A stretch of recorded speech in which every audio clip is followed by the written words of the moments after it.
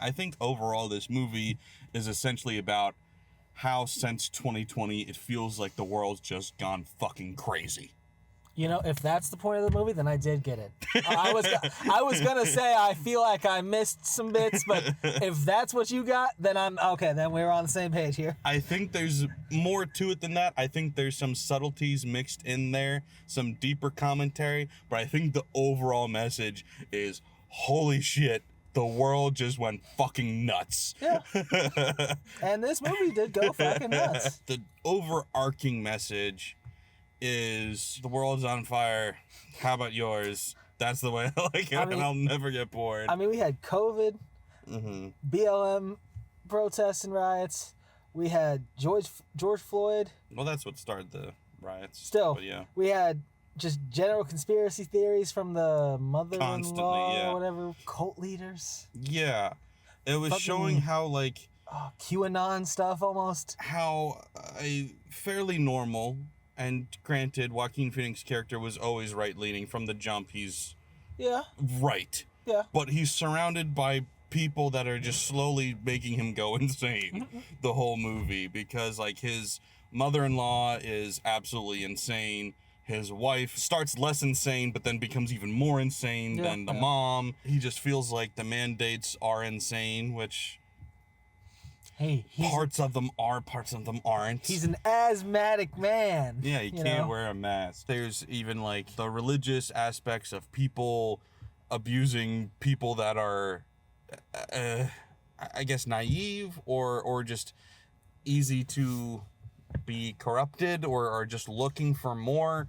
You know, that kind of thing. People that have been abused, especially. There's a lot of fun commentary in there as well about how politics and social politics especially, but all politics really, it isn't usually about the politics, it's about people's preconceived biases or their own agendas. The most obvious thing there is Joaquin Phoenix hates Pedro Pascal, partially because of his politics, but also he's using the whole thing with his wife as a reason to hate him. Yeah. And then also there's this kid who is essentially a Kyle Rittenhouse parody, who the reason he gets involved in politics at all is just because of a girl he's trying to impress.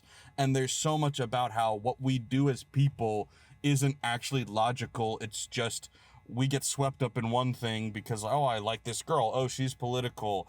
Oh, so then I'll be really political this way.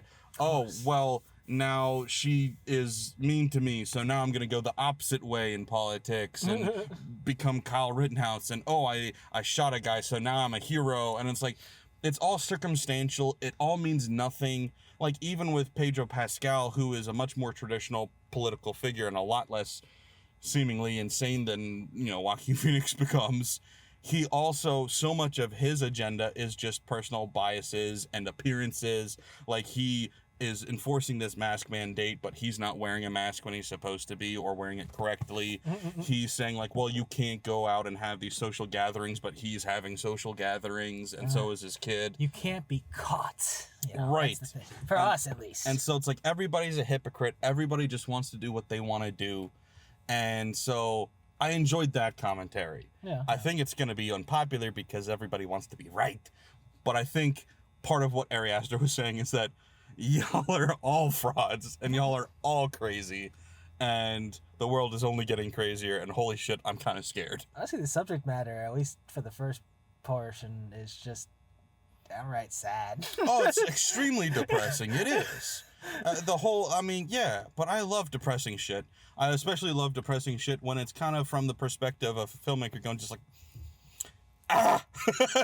and that's what this movie felt like, is there's no solution being offered up. There's no real explanation being offered up. There's no way out mentioned. It's just, fuck.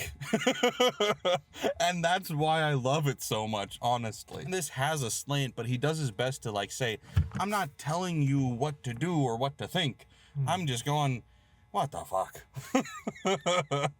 And so I appreciate that because that's a message I can get behind.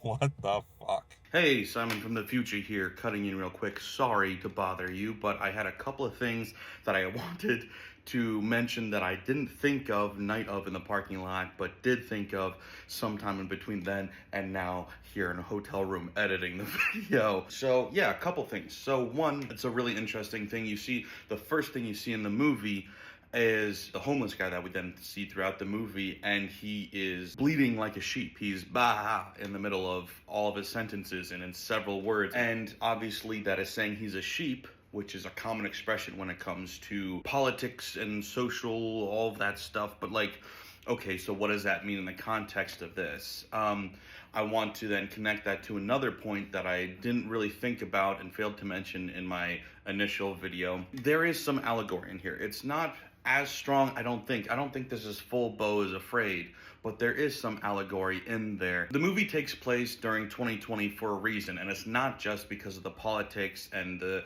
events happening at the time. It's because of COVID, the virus effect of coronavirus, and how quickly that spreads, and it's contagious. And so it's showing that the insanity I mentioned, the social panic and all of that stuff, how crazy everybody becomes, how much everybody hates each other, that's all very contagious, like a virus. And it shows that because that homeless guy is the first guy you see sick throughout the whole movie, and for a while he's the only one sick, and everybody kind of just chooses to ignore it. Several times Joaquin Phoenix's character, when talking about both social issues and when talking about COVID, says, that's not in our town, it's not our problem, even though it is just in a small amount, and then it balloons out. And that's a point it's making, in that how quickly these things can explode, whether it's a virus or a political thing, or just rage and panic and hatred and all the things that are wrong with the world right now. But you see, as Joaquin Phoenix's character gets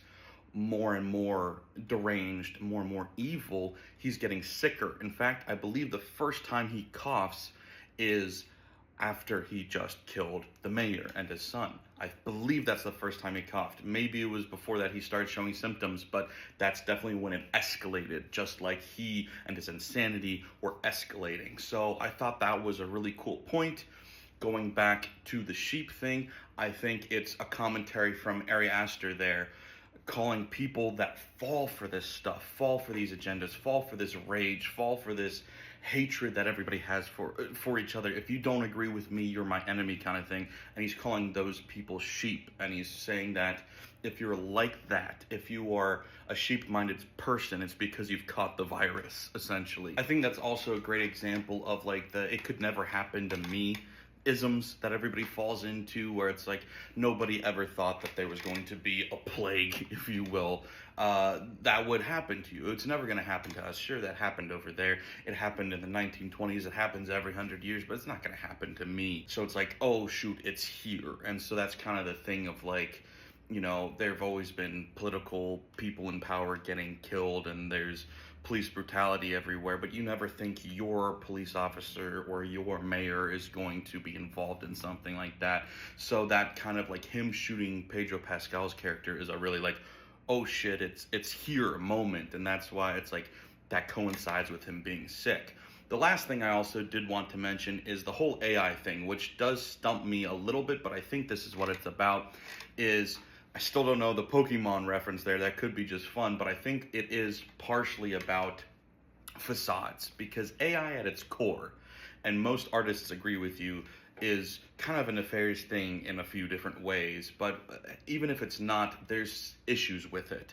One is that it is pretending to be a good thing, but it is, everybody knows and agrees, bad for the environment, not worth it. It's like the amount of energy that goes into it is so not worth what we get out of it, and it's just horrendous for that. But also it is in essence a facade. It pretends to be this all-knowing, all-powerful thing, can create anything, knows everything, but at the end of the day it's not actually that. It's just a glorified search engine. Oh, and then mixed in an echo chamber element where the more you use it, the dumber it gets and the worse it gets. And so kind of like where I was mentioning with Pedro Pascal's character, where he is pretending to be one thing but is actually in reality something else.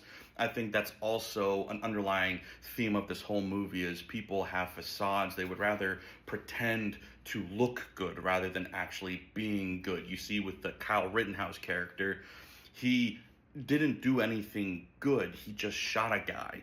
But it happened to be at the right time, right place, so that he appeared to be a hero. And same thing with Joaquin Phoenix. The main character in this movie didn't do anything good, but nobody saw what happened. He was actually the villain of this story, but he becomes mayor, and even though his life now sucks because he got hit in the head and has to, he's bedridden and all of that, he now is mayor and he gets all this glory and people look up to him and stuff. So it's like, it's all about the facade, the appearance of good rather than actual good. So we've got a lot of different messages, a lot of different themes all coming together. They all work in tandem, but they go off in a bunch of different branches as well. So that's my explanation. I hope you guys enjoyed it. Thanks for watching, guys.